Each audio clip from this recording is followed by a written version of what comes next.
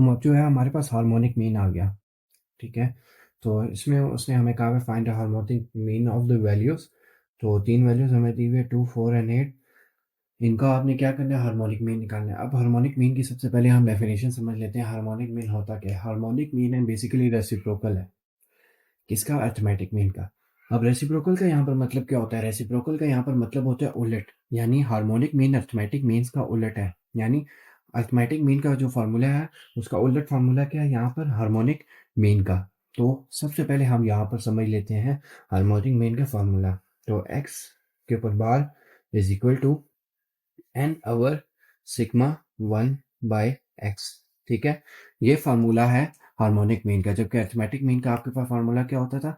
ये चीज़ आपके पास ऊपर होती थी सिग्मा एक्स और एन नीचे होता था। यहाँ पर हार्मोनिक मीन में अरिथमेटिक मीन का ये उलट है हार्मोनिक मीन, इसीलिए इसका फार्मूला भी यहाँ पर उलट हो गया। ठीक है, एन ऊपर आ गया, सिग्मा 1 बाय एक्स नीचे आ गया। एन का मतलब क्या है यहाँ पर? एन का मतलब है यहाँ पर total number of values.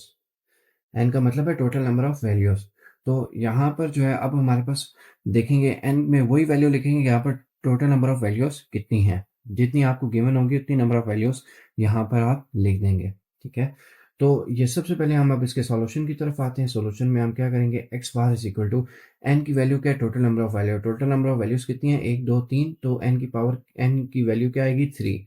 Sigma 1 by x. अब सिग्मा 1 बाई एक्स का मतलब क्या है? हमने एक्स की जितनी भी वैल्यूज़ हमें गिवन है उन सारों को हमने ऐड करके एक आंसर लाना है। तो वो क्या होता है? Sigma 1 by x. जैसे हम अरिथमेटिक मीन में करते थे, सिग्मा एक्स की वैल्यू जब निकालनी होती थी सारी एक्स की वैल्यूज़ को ऐड करते थे।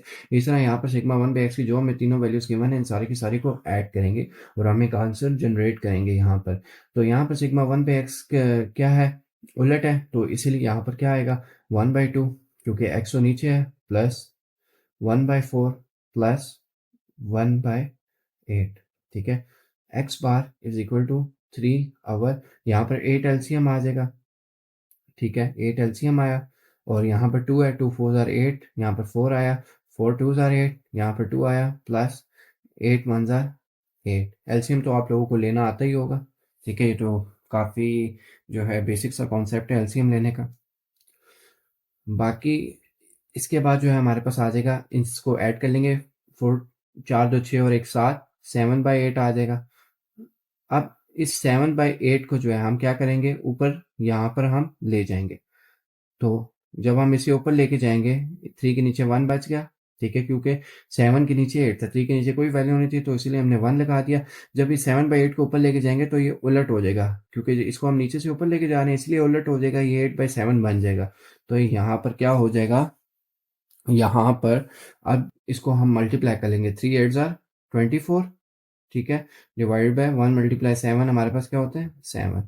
जो तो हमने अगर इसका मज़ीद आंसर निकालना है तो हमारे पास आंसर आ जाएगा 3.43। यानी जब आप 24 डिवाइडेड बाय 7 करें तो आपके पास आंसर क्या आ जाएगा? 3.43। बस इतना सा कॉन्सेप्ट है हार्मोनिक मीन का, कि अरिथमेटिक मीन का उलट होता है और ठीक है, यानी रेसिप्रोकल होता है। रेसिप्रोकल का मतलब हमेशा उलट होता है, आपने घबराना नहीं है। रेसिप्रोकल अगर आपको आ जाए, रेसिप्रोकल का मतलब होता है उलट। तो बाकी वही अरिथमेटिक मीन जैसा ही है। तो उम्मीद है आपको हार्मोनिक मीन का कॉन्सेप्ट समझ आया होगा।